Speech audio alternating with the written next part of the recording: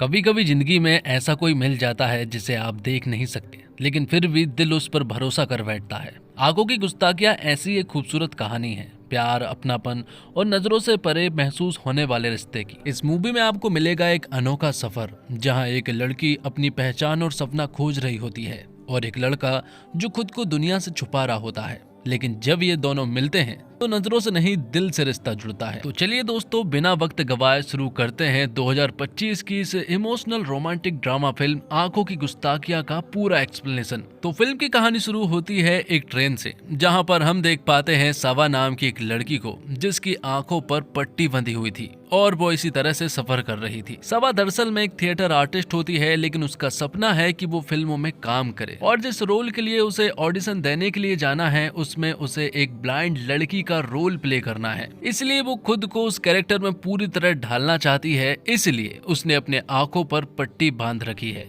और ट्रेन में जो उसके सामने बैठा लड़का है उसका नाम जहान है, जो असल में ब्लाइंड है, लेकिन वो ये बात किसी को नहीं बताता। दोनों की पहली मुलाकात थोड़ी बहस से होती है, लेकिन जल्द ही दोनों के बीच बातचीत शुरू हो जाती है। मालूम चलता है कि जहान जो है वो एक म्यूजिशियन है और कुछ दिनों से वो सॉन्ग जो है वो ठीक से लिख नहीं पा रहा है, काम भी ठीक से नहीं चल रहा है, इसलिए वो देहरादून जा रहा है, क्योंकि वहां जब वो पिछली बार गया था तो उसने बहुत सारे सॉन्ग लिखे थे। तो यहाँ पर सबा और जहान के बीच में आपस में बहुत सारी बातें होती है और मालूम चलता है कि सबा की मैनेजर प्रिया जो है वो उसके साथ जाने वाली थी, लेकिन एंड मौके पर उसने उसे धोखा दे दिया है, जिस वजह से अब वो अकेले ही देहरादून जा रही है। लेकिन अकेले सबा देहरादून में कैसे मैनेज करेगी ये उसे बिल्कुल भी नहीं पता है, इसलिए तो वो यहाँ जहान से मदद मांग रही थी। तब जहान भी उसकी मदद कर देता है और फिर स्टेशन पर जहान का दोस्त छोटे जो है वो उसे लेने के लिए आता है और सबा भी उनके साथ जो है वो होटल जाने लगती है। तो जहान तो पूरी तरह से ब्लाइंड है, लेकिन फिर भी वो सबा से कहता है कि बाहर निकलकर तुम इन सारी हवा और सारी नेचर को महसूस कर सकती हो। जैसे यहाँ पर जहान इन सबको महसूस करता है, वो वैसे ही सबा को भी महसूस कर पाता है। और सबा को बिल्कुल भी अंदाजा नहीं है कि जहान जो है वो ब्लाइंड है। उसकी बातों से, उसके समझदार वाले अंदाज से उसे ऐसा लग रहा था कि जहान बिल्कुल परफेक्ट है। जिसके बाद वो पहुंच जाते हैं होटल, लेकिन वहां पहुंचकर मालूम चलता है कि यहाँ सिर्फ एक ही कमरा खाली है और अगले 4 दिनों के लिए ये पूरी तरह से बुक भी है और पूरे देहरादून में उन्हें कहीं भी रूम नहीं मिलने वाले हैं। इससे सबा को कोई आपत्ति नहीं थी, लेकिन यहाँ पर जहान को आपत्ति थी। वो कहता है कि मैं किसी के भी साथ रूम शेयर नहीं कर सकता, इसलिए हम चाहते हैं कि सबा को कोई और रूम मिल जाए। लेकिन सबा कहती है कि वो अकेले ही मैनेज कर लेगी और यहाँ से जाने लगती है। लेकिन जैसे ही वो अगला कदम रखती है कि वो धड़ाम से नीचे गिर जाती है, जिससे कि जहान को भी मालूम चल गया था कि सबा बिल्कुल भी मैनेज नहीं कर सकती है। इसलिए जहान मान जाता है कि हम दोनों एक कमरे में रुक सकते हैं। लेकिन सबा और जहान जब अपने रूम में जा रहे थे तब छोटे ने उन्हें एक भूतिया कहानी सुनाई। उन्हें बताया कि यहाँ एक अंग्रेज रहा करता था, लेकिन उसका वाइफ का चक्कर जो है वो किसी डॉक्टर से चल रहा था। तब अंग्रेज ने उसकी वाइफ को मार दिया और अब उसकी वाइफ जो है वो इसी होटल में घूमती रहती है, इसलिए यहाँ पर नींबू मिर्ची टांगे जाते हैं। लेकिन जहान इन सबको नहीं मानता है। लेकिन जब रात होती है तो सबा तो डरती है, साथ में यहाँ पर जहान भी डर जाता है, क्योंकि वो तो देख नहीं सकता है, इसलिए सबा के आने पर उसे चिल्लाना पड़ा। लेकिन सबा कहती है कि तुम क्यों चिल्ला रहे हो, तुम तो देख सकते हो। अब सबा कहती है कि मुझे नींद नहीं आ रही है और छोटे ने जो भी सारी कहानियां बताई है वो सुनकर मुझे बहुत डर लग रहा है, इसलिए वो जहान के पास सोने के लिए आ जाती है। जहान उससे कहता है कि मुझे तो शुरुआत से ही पता था कि तुम मेरा इस्तेमाल करना चाहती हो, इसलिए सोने से पहले हम दोनों के बीच में एक पिलो रखाएगा, उसके बाद ही हम दोनों सोएंगे। अब जैसे तैसे वो उस रूम में रात बिताते हैं कि अगली सुबह सबा यहाँ पर जहान से कहने लगती है कि चलो जल्दी से मैं तुम्हारे लिए चाय बना देती हूँ। और जब सबा यहाँ पर चाय बनाने के लिए जाती है तो वो गैस ऑन ही छोड़ देती है, जिससे कि पूरे के पूरे रूम में गैस फैल जाती है। और उस गैस की स्मेल को यहाँ पर जहान ने नोटिस कर ली थी, जिस वजह से वो तुरंत ही सारी खिड़कियां और सारे दरवाजे खोल देता है ताकि गैस बाहर चली जाए। और बाद में वो गैस को बंद करता है और फिर सबा को बहुत चिल्लाता है कि तुम्हारी एक छोटी सी गलती की वजह से हम दोनों यहाँ पर मारे जा सकते थे। जहान यहाँ पर सबा को बहुत चिल्लाता है। लेकिन जब वो बाहर घूमने के लिए जाते हैं तो जहान यहाँ सबा से माफी मांगता है। वो कहता है कि मुझे तुमसे इतने रूडली तरीके से बात नहीं करनी थी।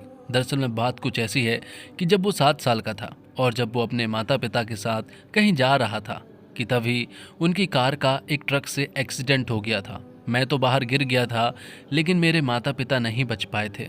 उनकी कार में आग लग गई थी और तभी से मुझे आग से डर लगता है, इसलिए मुझे तुम्हें चिल्लाना पड़ा। तब सबा कहती है कि शायद तुम ये सारी बातें अपने दोस्तों को नहीं कह पाते हो, इसलिए तुम्हें बुरा लगता है।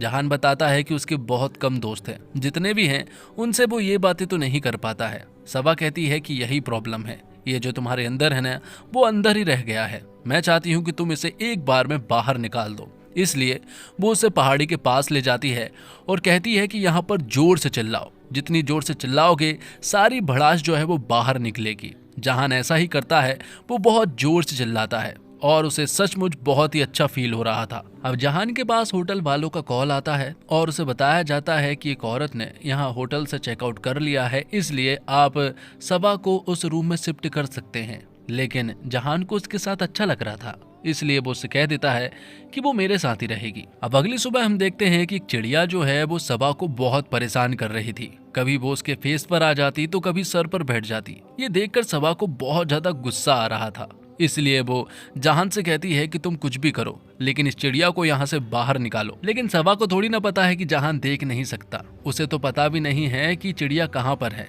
इसलिए वो नाटक करने लगता है। वो सीढ़ी लगाता है और ऊपर चढ़ने लगता है ताकि सबा को ऐसा लगे कि जहान सचमुच ही उस चिड़िया को भगा रहा है। लेकिन तभी हम देखते हैं कि यहाँ पर जहान ने जो तौलिया पहना हुआ था वो नीचे गिर जाता है और अब उसने कुछ भी नहीं पहना था नीचे, जिस वजह से सबा कहती है कि तुम चाहो तो मैं एक बार अपनी पट्टी उतार सकती हूँ। तब जहान कहता है कि ऐसा थोड़ी ना होता है, इतनी सी बात के लिए तुम अपने 7 दिन का व्रत तोड़ दोगी। और तब यहाँ पर जहान जो है वो सीढ़ियों से नीचे गिर जाता है सबा के ऊपर और फिर दोनों यहाँ पर किस करते हैं। दरअसल में बात कुछ ऐसी है कि 3-4 दिनों में ही अब सबा और जहान एक दूसरे को बहुत ज्यादा पसंद करने लगे थे। भले ही दोनों एक दूसरे को देख नहीं रहे थे, लेकिन वो दोनों एक दूसरे को कनेक्ट कर पा रहे थे। और जहान ने कई बार सोचा कि वो सबा को बता दे कि वो देख नहीं सकता, लेकिन उसे मालूम है कि अगर उसने सबा को बता दिया कि वो देख नहीं सकता तो सबा उसे छोड़कर चली जाएगी। जबकि जहान को सबा के साथ अच्छा लग रहा था, इसलिए वो उसे कुछ नहीं बताता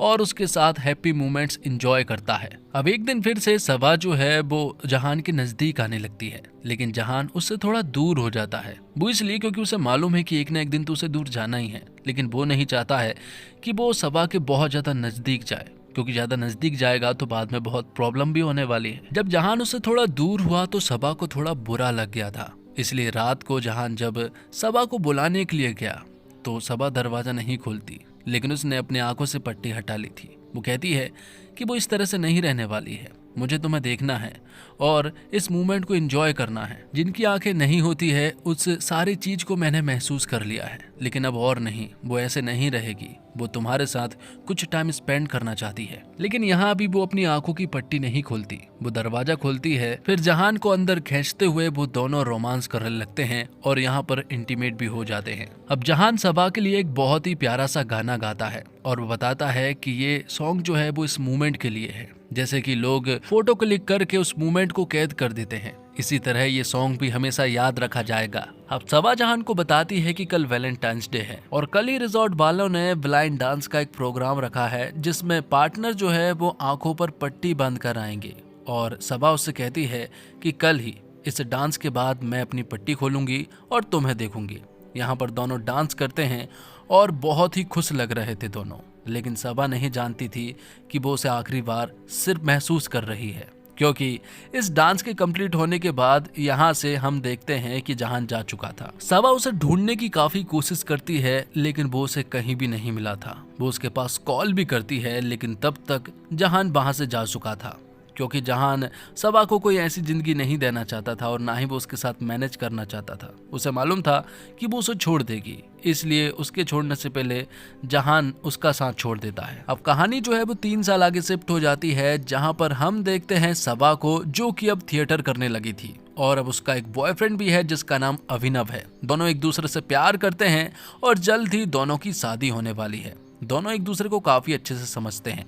अभिनव जो है वो सबा से बहुत प्यार करता है और यहाँ पर हमें मालूम चलता है कि अभिनव को भी जहान के बारे में मालूम है, लेकिन सवा अभी तक जहान को भूल नहीं पाई है। उसके अंदर अभी भी एक सवाल है कि आखिरकार जहान ने उसे क्यों रिजेक्ट किया। सवा को हमेशा रिजेक्शन सा फील होता है, जिसके बाद थिएटर में हम देखते हैं कि जब ये लोग परफॉर्म कर रहे थे कि तभी पता चलता है कि इनका म्यूजिशियन जो है वो ठीक नहीं है, वो ठीक तरह से म्यूजिक को नहीं बजा रहा था। इसलिए अभिनव यहाँ पर एक नए म्यूजिशियन को बुलाता है और ये दरअसल में कोई और नहीं बल्कि हमारा जहान होता है। जहान पियानो पर यहाँ पर म्यूजिक प्ले करने लगता है, जो सुनकर सबा को सारी पुरानी यादें याद आ जाती है और उसे पूरा भरोसा हो गया था कि यही बंदा जहान है, क्योंकि ये म्यूजिक उसने पहले भी सुन चुकी है। लेकिन यहाँ पर जहान अपना नाम कबीर बताता है। जहान यहाँ पर सबा से भी मिला था और सबा तो एक झटके में ही पहचान गई थी कि यही जहान है, लेकिन जहान ने अपना नाम कबीर बताया था। और जहान ने भी जब सबा से हाथ मिलाया तो वो उसके हाथ मिलाने से ही समझ गया कि ये बंदी कोई और नहीं बल्कि सबा है, जिसे वो 3 साल पहले देहरादून में मिला था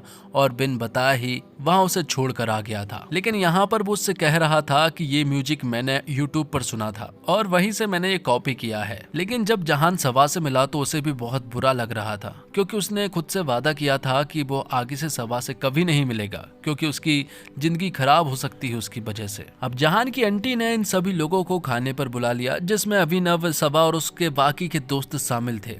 यहाँ पर जब सबा आई तो वो जहान से 3 साल पहले के बारे में पूछ रही थी और सिर्फ जहान को ही देखी जा रही थी। ये सारी चीजें आंटी ने नोटिस कर ली थी, जिस वजह से वो जहान से कहती है कि मैं चाहती हूँ कि तुम सबा को सब कुछ बता दो। भले ही तुमने उसे 3 साल पहले छोड़ दिया था, लेकिन उसका जानना बहुत जरूरी है कि तुमने उसे क्यों छोड़ा था। तब जहान भी डिसाइड करता है कि वो सबा को सब कुछ बता देगा। हिम्मत करके एक दिन उसने सबा को सब कुछ बता डाला कि 3 साल पहले मैंने ही तुम्हें देहरादून में छोड़कर चला आया था। ये बात जब सबा को मालूम चली तो यहाँ पर सबा जो है वो जहान को एक जोरदार थप्पड़ लगाती है और वहां से सीधा घर चली आती है। वो अभिनव के पास आती है और बताती है कि दरअसल में कबीर ही जहान है और उसी ने मुझे 3 साल पहले देहरादून में छोड़ दिया था। लेकिन अभिनव यहाँ पर सबा का साथ देता है। वो उससे कहता है कि तुम एक बार जहान से बात करो कि उसने तुम्हें क्यों छोड़ा, तुम्हारा उससे बात करना बहुत जरूरी है। तब अभिनव के कहने पर सबा उससे बात करने के लिए जाती है।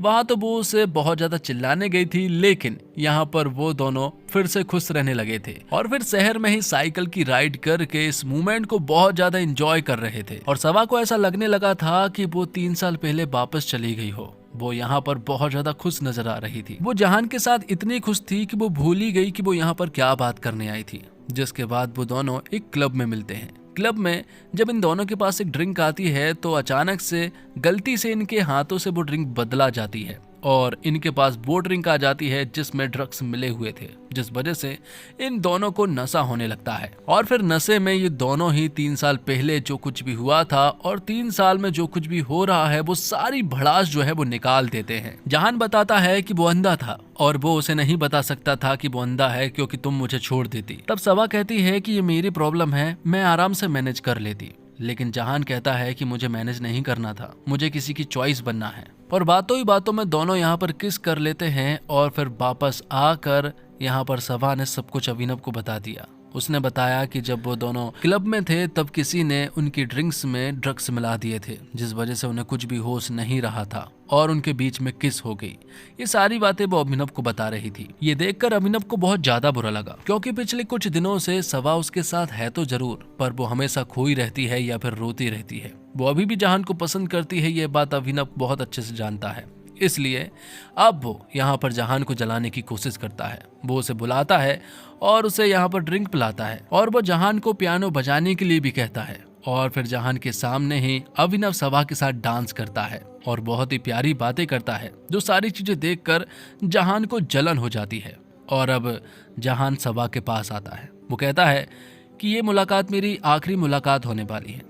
मैं चाहता तो फिर से जा सकता था, लेकिन मैंने इस बार सोचा कि जाते हुए मैं तुम्हें बता कर जाऊं कि मैं हमेशा के लिए इस शहर को छोड़कर जा रहा हूं, क्योंकि अब मैं तुमसे फिर से प्यार करने लगा हूं। और अभिनव और तुम्हें जब मैं साथ में देखूंगा तो मुझे बहुत ज्यादा जलन होगी। मैं तुम दोनों को साथ में नहीं देख पाऊंगा और हम दोनों का साथ यहीं तक का था। मैं यही सोचकर यहाँ से चला जाता हूँ। लेकिन ये सारी बातें हम देखते हैं कि अभिनव ने सुन ली थी। वो तुरंत ही सबा के पास आता है। वो उसे शादी के लिए प्रपोज करता है और उसे रिंग भी पहनाने वाला था कि तभी वो रुक जाता है, क्योंकि अभिनव को मालूम चल गया है कि सबा जहान को प्यार करती है वो कहती है कि अगर हम दोनों साथ में हो भी गए तब भी कुछ नहीं सुधरने वाला, क्योंकि तुम हमेशा जहान को प्यार करती रहोगी और ये चीज मेरे अंदर हमेशा प्रॉब्लम करती रहेगी, इसलिए मैं चाहता हूँ कि तुम यहाँ से चली जाओ। ये सुनकर सवा तुरंत ही जहान के पास जाने लगती है। उसे मालूम चलता है कि वो आज की ट्रेन से ही यूके जा रहा है, इसलिए वो तुरंत ही ट्रेन का पीछा करते हुए जाती है।